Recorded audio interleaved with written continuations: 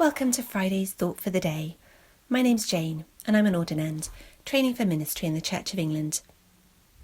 There are many negative things about these strange times that we're living through, but one of the positive things is that I've had the opportunity to get to know a few members of our congregation a little better.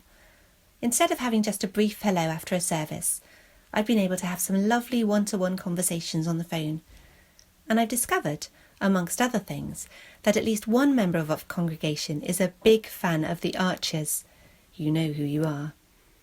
Until that phone call, I had no idea that Shula Hebden-Lloyd, a key character in the Archers, was engaged in the selection process for ministry in the Church of England. I look forward to discovering the outcome. I guess that as a result of this particular storyline, any fans of the Archers will know a little about what I've been going through over the last couple of years. Actually, my call into Anglican ministry came when I was just 14 and preparing for confirmation. At the time, I worshipped at a very conservative evangelical Anglican church, and so it was particularly surprising that my vicar should suggest that I, a young woman, should consider teaching in the church. At the time, there weren't any female vicars at all. I went away from that conversation with a sense that I'd heard something important, but with no sense of how to proceed. I eventually devised a plan to marry a vicar and become a vicar's wife. But I never managed to net that vicar, and as it turned out, God had other plans for me. In terms of the process, I'm a little ahead of Shula. I'm just coming to the end of my first year, training for ordination.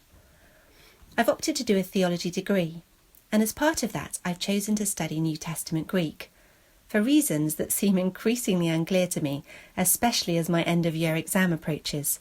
It sometimes genuinely is all Greek to me. It is fascinating, though, to begin to piece together the meaning of a Bible verse from the original Greek. And though I'm very much a beginner, I have learnt some fascinating things.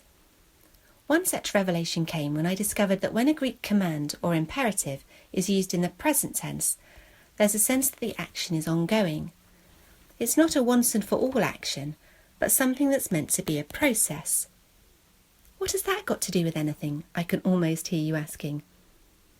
Well, we're currently approaching Pentecost, the time when the Holy Spirit was poured out on the church.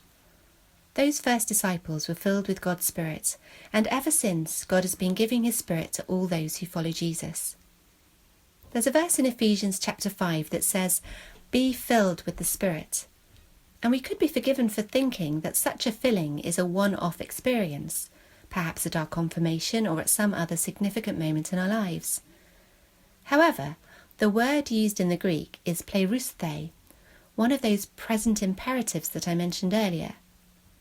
In other words, the Greek word means something along the lines of go on being filled with the Spirit. So we're to go on asking God to fill us with his Holy Spirit every day of our lives, for as long as we have breath. We need his Spirit to empower us every day as we seek to live for God. As someone once pointed out, we're leaky buckets. We need constantly to be topped up. So as we approach Pentecost and celebrate the birth of the church as the Holy Spirit fell, let's ask God to fill us again too. I'm going to finish with the words of a prayer from today's liturgy. Blessed are you, Creator God. To you be praise and glory forever. As your Spirit moved over the face of the waters, bringing light and life to your creation, pour out your Spirit on us today, that we may walk as children of light, and by your grace reveal your presence. Blessed be God, Father, Son, and Holy Spirit. Blessed be God forever. Well, take care, and let's chat again next Friday.